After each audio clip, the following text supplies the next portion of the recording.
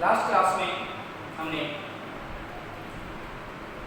अभिक्रिया वेग को प्रभावित करने वाले कारकों के बारे में डिस्कशन किया था, जैसे ताप, दाब, अभिकारकों की सांद्रता, है ना, पीएच और मीडियम जो सॉल्वेंट है, विलायक की प्रकृति कैसी होती है, और कैटलिस्ट यानी उत्प्रेरक किस प्रकार से अभिक्रिया वेग को प्रभावित करते हैं। आज का टॉपिक है अगले प्रभावित करने वाले कारकों में नंबर 7 या 8 होगा, वो है अभिकारकों का पृष्ठीय क्षेत्रफल या सतही क्षेत्रफल। पृष्ठीय क्षेत्रफल ये नेक्स्ट टॉपिक है या नेक्स्ट कारक है जो अभिक्रिया वेग को कैसे प्रभावित करता है। जो अभिकारक है, यदि वो चूर्ण अवस्था में यानी पाउडर अवस्था में लिया जाए तो उसका क्षेत्रफल बढ़ जाने की वजह से अभिक्रिया वेग में वृद्धि होती है। क्या होती है? अभिक्रिया वेग में वृद्धि होती है। इस चीज को इस तरीके से समझा जा सकता है कि मान लो हमारे शरीर में क्या होती है, स्मॉल इंटेस्टाइन होती है। क्या होती है? छोटी आंत। क्या होती है? छोटी आंत। इस छोटी आंत की जो संरचना होती है वो वलयाकार होती है। कैसी होती है? वलयाकार होती है। इस वलय आकार का होने का फायदा यह है कि यदि इंटेस्टाइन ऐसी होती तो यहाँ सतह क्या है? कम है एज कंपेयर टू इसकी तुलना में क्या है? सतह कम है। यहाँ सतह अधिक होती है। इसकी वजह से भोजन का पाचन अधिक मात्रा में होता है। यानी एक प्रकार की जो अभिक्रिया है वो ज्यादा हो रही है। सतह बढ़ने से, पृष्ठीय क्षेत्रफल बढ़ने से क्या हो रही है? छोटी आंत में जो पाचन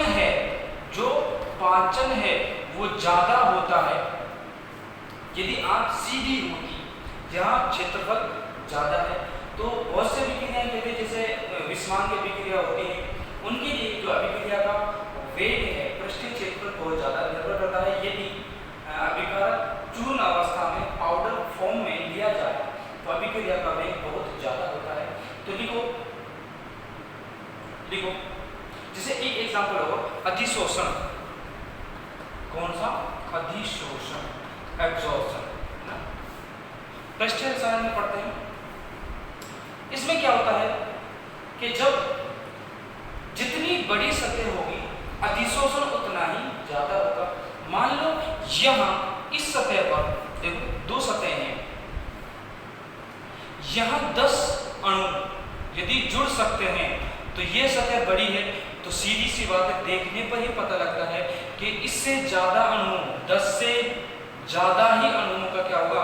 अधिशोषण होगा। जितनी बड़े सतह होगी उतना ही अधिशोषण ज्यादा होगा। तो लिख लो इसमें 8वां नंबर जो भी है, अभिकारकों का पृष्ठीय क्षेत्रफल। विस्मांगी अभिक्रियाओं के लिए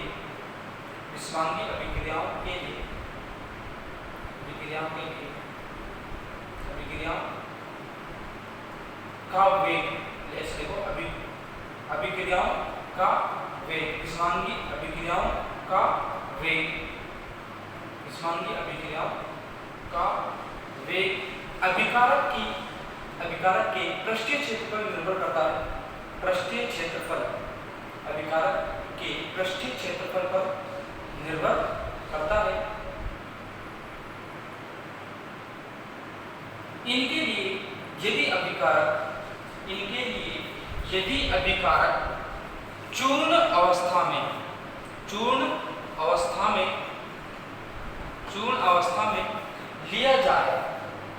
अवस्था में लिया जाए तो अभिक्रिया का वेग बहुत ज्यादा बढ़ जाता है। अभिक्रिया का वेग बहुत ज्यादा बढ़ जाता है। अभिक्रिया का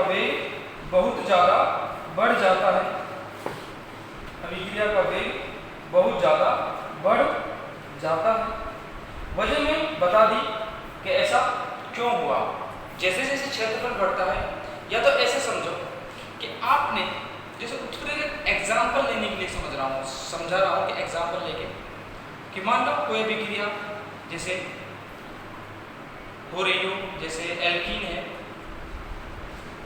यहाँ कोई उत्प्रेरक है, यदि उत्प्रेरक कैसा हो, बड़े बड़े टुकड़े लिए जाएं, तो अभिक्रिया का वेग जो होगा, यदि वही उत्प्रेरक चूर्ण अवस्था में लिया जाए तो अभिक्रिया का वेग और ज्यादा बढ़ जाता है। हाइड्रोजनीकरण जैसे अभिक्रियाएं होती हैं तो उत्पाद की मात्रा बढ़ जाती है। नेक्स्ट होगा विकिरणों का प्रभाव। नेक्स्ट विकिरणों का प्रभाव। कुछ अभिक्रियाएं ऐसी होती हैं जो प्रकाश की उपस्थिति में ही होती है। प्रकाश या किसी भी तरह का, जैसे लाइट हो, है ना, जैसे ट्यूबलाइट या फिर कोई हेलोजन लाइट हो, तो हेलोजन ट्यूब हो, उससे क्या होता है, उसकी उपस्थिति में ही अभिक्रियाएं होती हैं। जैसे प्रकाश संश्लेषण की अभिक्रियाएं प्रकाश की उपस्थिति में ही होती हैं। जरूरी नहीं वो सूर्य का प्रकाश हो, लेकिन सूर्य के प्रकाश की उपस्थिति में प्रकाश संश्लेषण की अभिक्रिया क्या होती है, ज्यादा होती है। वजह कि ये अभिक्रियाएं प्रकाश की उपस्थिति में ही संपन्न होती है। और किसकी वजह से होती है, क्लोरोफिल की वजह से होती है। कुछ अभिक्रियाएं जैसे एल्केन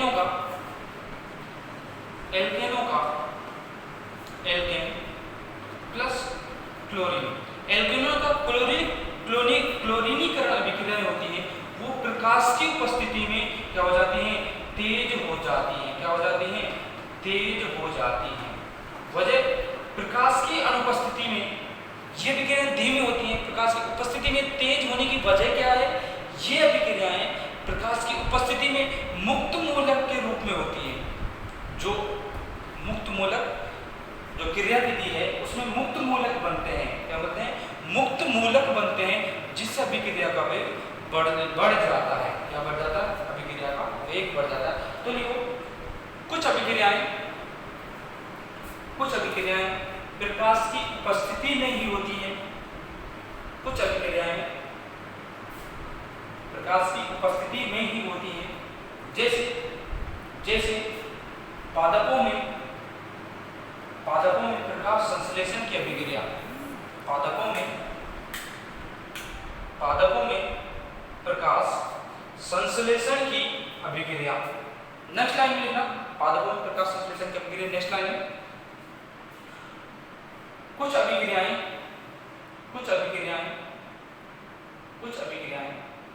प्रकाश की अनुपस्थिति में धीमी होती हैं या धीमी गति से होती हैं, परंतु प्रकाश की उपस्थिति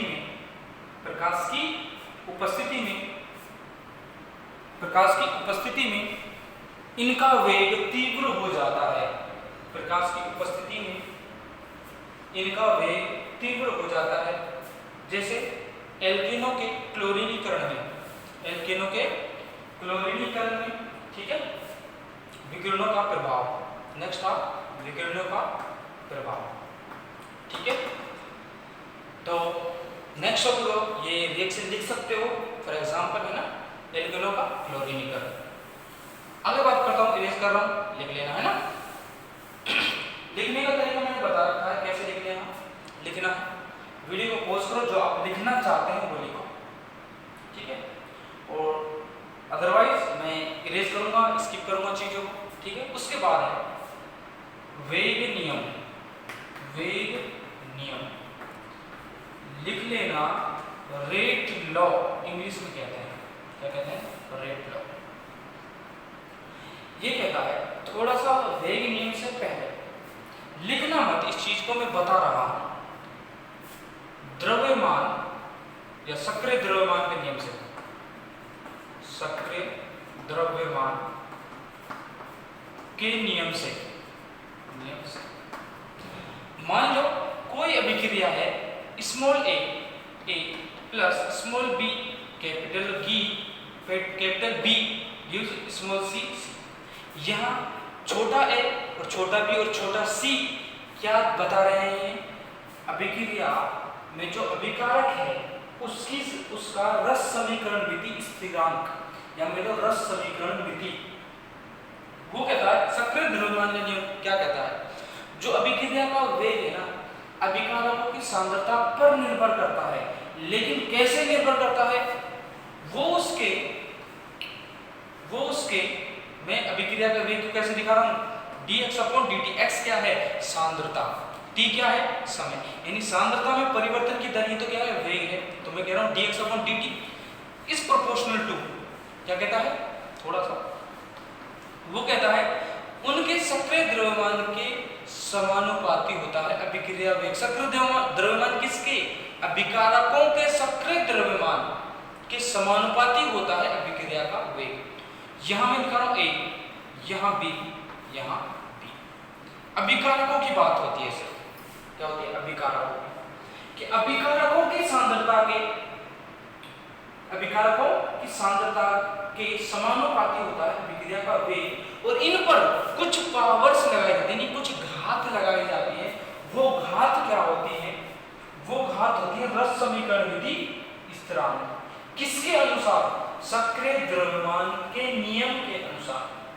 लिखना नहीं, सिर्फ बता रहा हूं, बातों वेग नियम भी करेंगे, लेकिन प्रयोगों द्वारा प्रायोगिक रूप से ये देखा गया कि अभिक्रिया का वेग सांद्रताओं पर तो निर्भर करता है, समानुपाती होता है। उसकी बात भी बात करेंगे कैसे, जब ऑर्डर बताएंगे, है ना, OT के बारे में डिस्कशन करेंगे।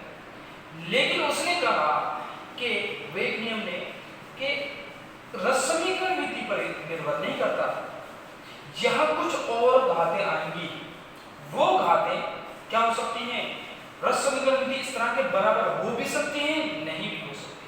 मैं रिपीट कर रहा हूं, क्या रिपीट कर, देखो लिखना नहीं है जब तक मैं नहीं, क्या मैंने कहा, कोई रिएक्शन है A plus B B C C, इसके लिए रेट लिखता हूं, वेग R बराबर dx/dt।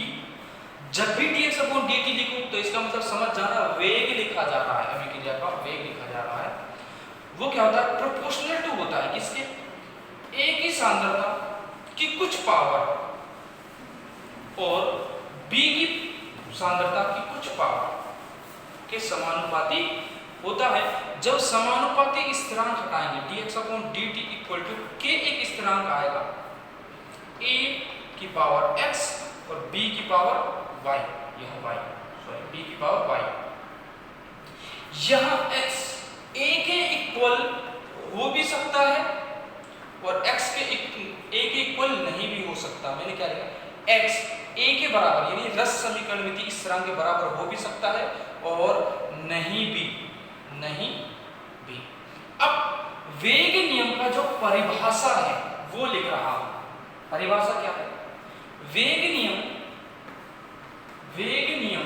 फिर अगेन आपको फिर समझाऊंगा क्या है वेग नियम, क्या है वेग नियम।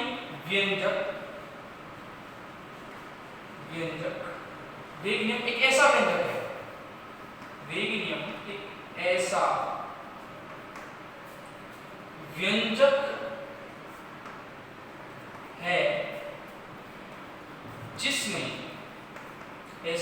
है जिसमें अभिक्रिया का वेग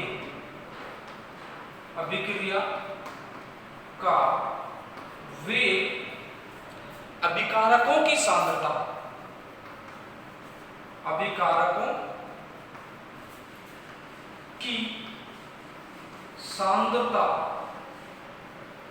पर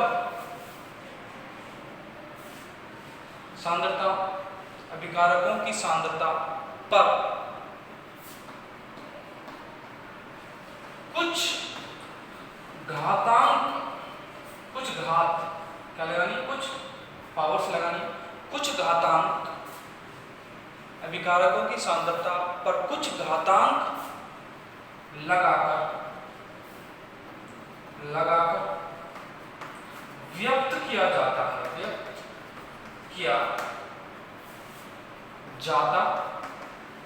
है जहां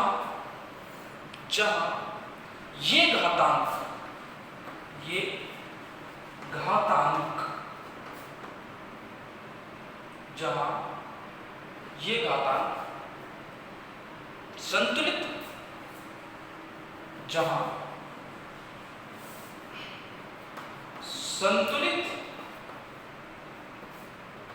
संतुलित रासायनिक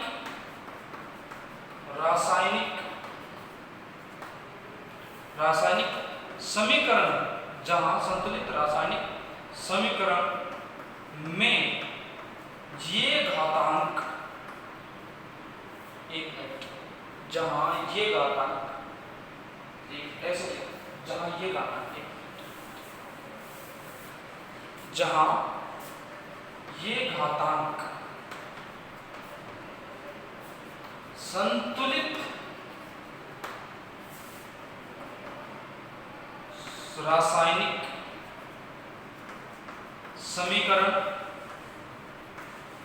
समीकरण में रस समीकरण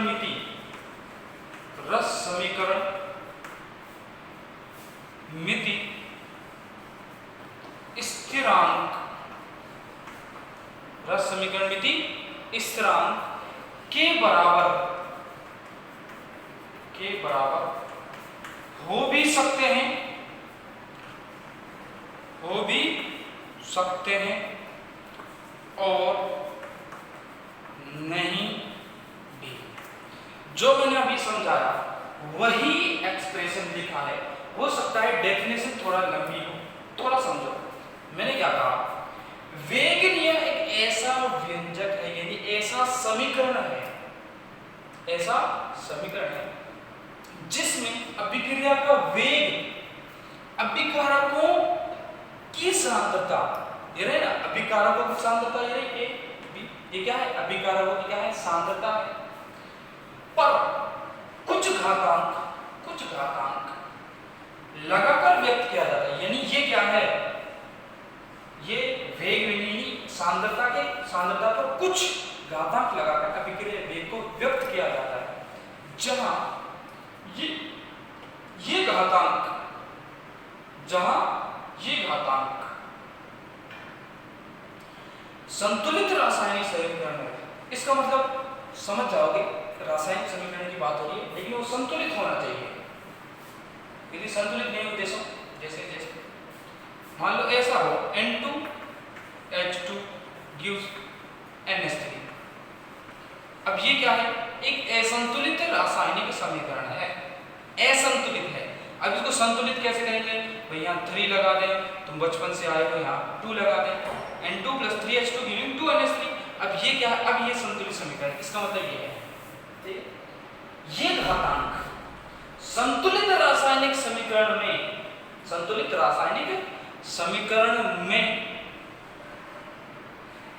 रस समीकरण मिति स्थिरांक क्या है, A और B, और यहाँ क्या है, C।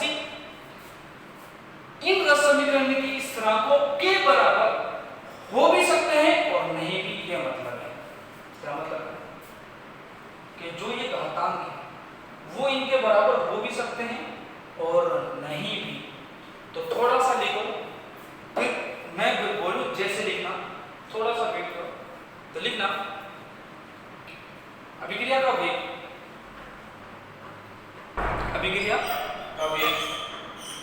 अभिकारकों की सांद्रता पर निर्भर करता है।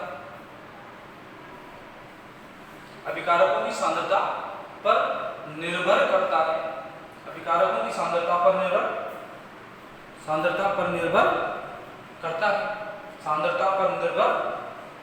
है। सक्रिय द्रव्यमान नियम, सिर्फ इतना लिखना, सक्रिय द्रव्यमान नियम के अनुसार, सक्रिय द्रव्यमान नियम के अनुसार सक्रिय द्रव्यमान नियम के अनुसार अभिक्रिया का वेग अभिकारकों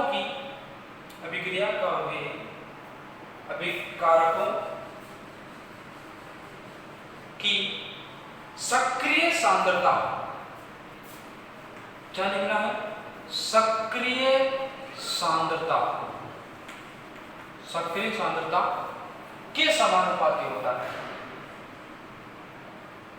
के समानुपाती होता है सक्रिय द्रव्यमान नियम के अनुसार अभिक्रिया का वेग अभिकारकों की सक्रिय सांद्रता के समानुपाती होता है, समानुपाती होता है। तो माना कोई रिएक्शन, माना कोई अभिक्रिया, माना कोई अभिक्रिया, माना कोई अभिक्रिया,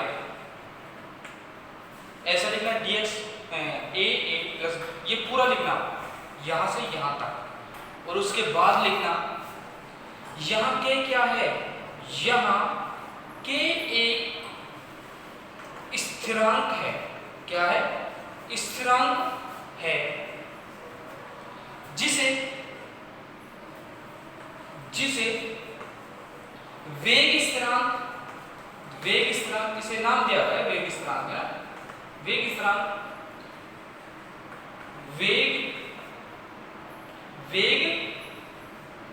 वेग गुणांक, वेग गुणांक या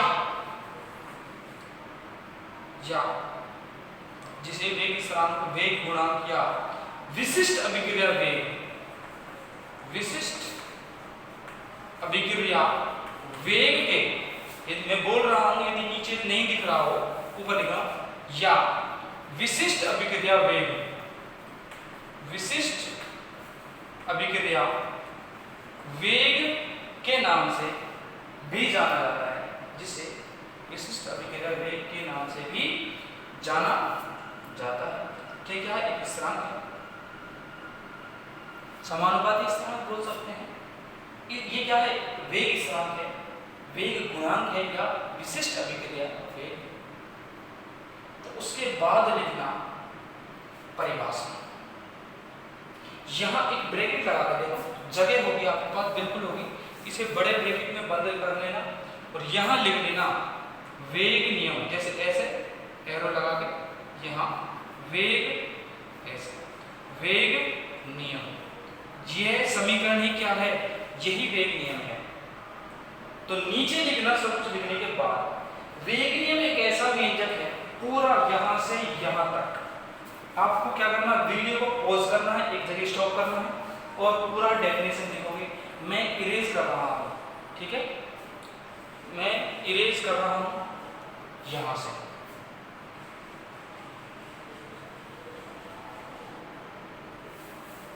इरेज कर रहा हूं, देखो वीडियो को पॉज करना है, ये सब कुछ लिखना है, तरीका मैंने बता दिया कैसे लिखना है, ठीक है। उपरोक्त अभिक्रिया नीचे लिख लेना, वहां इसके नीचे उपरोक्त अभिक्रिया में क्या x स्मॉल a के बराबर हो भी सकता है, या x a के बराबर नहीं भी हो सकता। इसी प्रकार y b के बराबर हो भी सकता है, या y b के बराबर नहीं हो सकता। लिखना है, ये आपको पता लगना चाहिए कि बराबर हो भी सकते हैं, नहीं भी हो सकते। पता कैसे लगा, ये है प्रायोगिक रूप से पता लगाया जा रहा है। इस जो मैंने ये लिखा है, ये प्रायोगिक रूप से ज्ञात किया जाता है, प्रायोगिक रूप से। किसी भी अभिक्रिया को देख के हम नहीं बता सकते कि वे अभिकारक की किस घात पर, अभिकारक की सांद्रता की किस घात पर निर्भर करता है, और सांद्रता पर किस प्रकार से निर्भर करता है, नहीं बता सकते। एक्सपेरिमेंटली डिटरमाइंड डाटा है, ठीक है, प्रायोगिक रूप से, ठीक है। लिख लिया, आई थिंक लिख लिया होगा। मैं बहुत सारे एग्जाम्पल करवा सकता हूं, बहुत सारे, है ना। तो इरेज कर रहा हूं,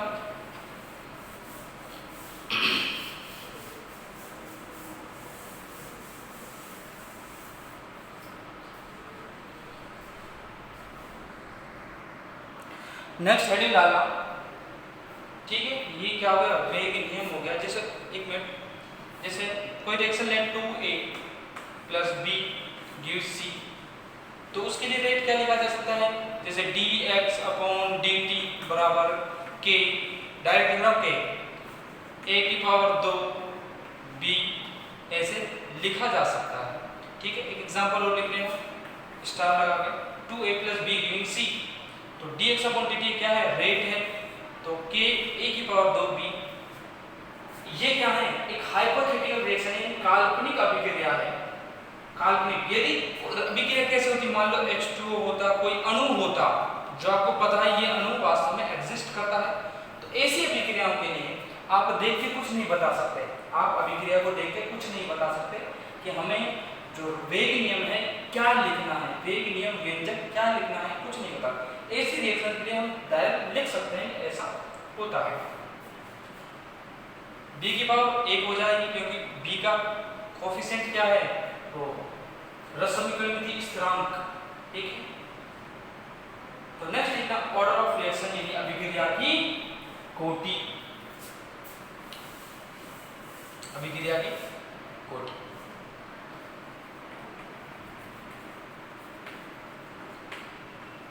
अभिक्रिया की कोटि, चाहे मर्जी पड़े कितने ही एग्जाम्पल लिख लो। तो ये बात तो हमारे समझ में आ गई कि जो अभिक्रिया का वेग है सांद्रता पर निर्भर करता है, हमेशा नहीं। अभी बात करेंगे कैसे, जो ये टर्म्स हैं, माना कोई रिएक्शन, माना कोई अभिक्रिया, कोई अभिक्रिया AA + BB + CC gives product P, तो dx/dt को लिखा जा सकता है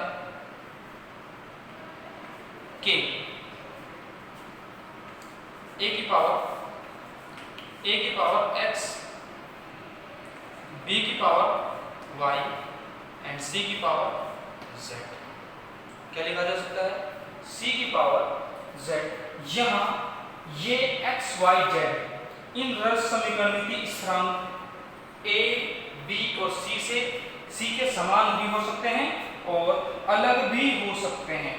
तो इसमें लिखना ऑर्डर ऑफ रिएक्शन में, ऑर्डर क्या है, ऑर्डर को स्मॉल n से रिप्रेजेंट किया जाता है, और जो ये घात है ना x y z, इनका बीजगणितीय योग क्या कहलाता है, ऑर्डर कहलाता है। इनका बीजगणितीय योग ऑर्डर यानी कोटि कहलाता है, अभिक्रिया की कोटि कहलाता है। यह प्रायोगिक रूप से ज्ञात किया जाता है। तो लिखो, किसी अभिक्रिया का वेग, किसी अभिक्रिया का वेग, किसी अभिक्रिया का वेग प्रायोगिक रूप से ज्ञात किया जाता है, प्रायोगिक रूप से ज्ञात किया जाता है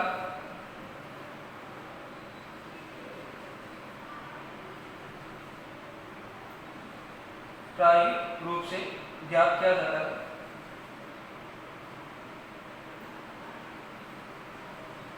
अभिक्रिया का वेग व, अभिक्रिया के वेग व, अभिक्रिया के वेग व, या अभिक्रिया वेग व सांद्रता के मध्य संबंध, सांद्रता के मध्य संबंध को ही वेग नियम कहते हैं, वेग नियम कहते हैं। माना कोई अभिक्रिया, ये अभिक्रिया लिख लेना और वेग लिख लेना, dx/dt क्या, k a की पावर x, देखो क्लियरली लिखना, k a की पावर x, b की पावर y एंड c की पावर z। ये लिख के नीचे लिखना,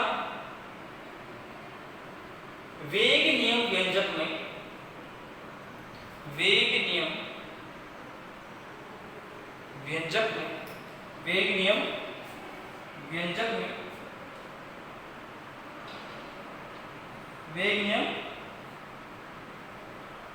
व्यंजक में, वेग नियम व्यंजक में, और मैं बता दूं वेग नियम व्यंजक प्रायोगिक रूप से ज्ञात किया जाता है। तो वेग नियम व्यंजक में सांद्रता की घातों का या घातांकों का, सांद्रता की घातों का बीजगणितीय योग,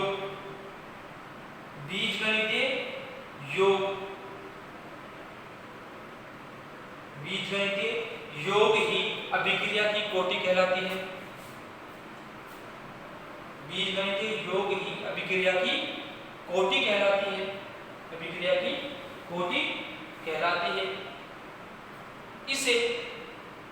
इसे n से प्रदर्शित किया जाता है। n से प्रदर्शित किया जाता है। प्रदर्शित किया जाता है। प्रदर्शित किया जाता है। प्रदर्शित किया जाता है। प्रदर्शित किया जाता है। वेग नियम व्यंजक, वेग नियम व्यंजक प्रायोगिक रूप से ज्ञात किया जाता है या प्रायोगिक होता है। वेग नियम व्यंजक प्रायोगिक होता है, एक्सपेरिमेंटल होता है। वेग नियम व्यंजक प्रायोगिक होता है। उपरोक्त अभिक्रिया के लिए कोटि, उपरोक्त अभिक्रिया के लिए कोटि, उपरोक्त अभिक्रिया के लिए कोटि, उपरोक्त अभिक्रिया के लिए कोटि n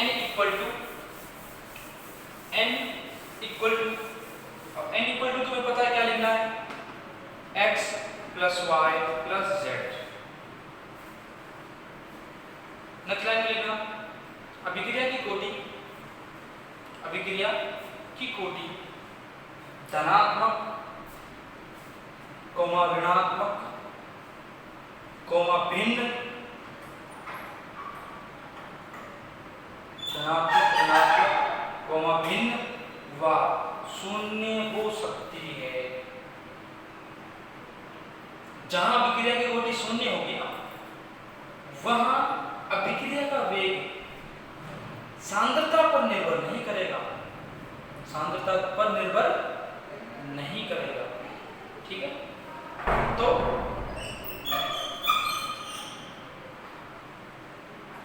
शून्य हो सकती है। उपरोक्त अभिक्रिया के लिए, उपरोक्त अभिक्रिया में x क्या है? x है अभिकारक, अभिकारक A के लिए कोटि। ये जहां x लिखा है, x का मतलब a की इस घात पर, a की इस घात पर अभिक्रिया का वेग निर्भर कर रहा है, तो a के लिए कोटि क्या होगी? x होगी। ऐसे ही y अभिकारक b के लिए कोटि, ऐसे z अभिकारक c के लिए कोटि। आप पूरा लिखोगे, आप पूरा लिखोगे। उपरोक्त अभिक्रिया में x इक्वल टू अभिकारक a के लिए कोटि। मान लो कोई रिएक्शन है, A gives, जैसे A gives B या P, तो यहां n इक्वल टू लिखोगे 1, 2A। यदि P है तो n इक्वल टू क्या लिखोगे? 2। यदि A प्लस B है तो अभिक्रिया के लिए कोटि लिखोगे n इक्वल टू 2। ये लिख लिया होगा। पूरा लिखना, अभिकारक A के लिए कोटि, अभिकारक B के लिए कोटि, अभिकारक C के लिए कोटि।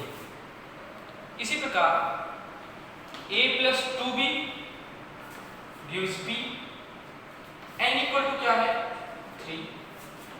2A प्लस B यदि P है तो n इक्वल टू क्या है? 3 है। तो A plus B plus C हो तो n इक्वल टू क्या होगा? 3। ठीक है, ऐसे अभिक्रियाएं हो सकती हैं। और इस प्रकार कोटि देखते हैं कि कोटि किस प्रकार से होगी, कोटि किस प्रकार से देखेंगे। ठीक है, नेक्स्ट क्लास में इससे आगे चर्चा करते हैं, चर्चा कंटिन्यू रखेंगे। तो मिलते हैं नेक्स्ट क्लास में।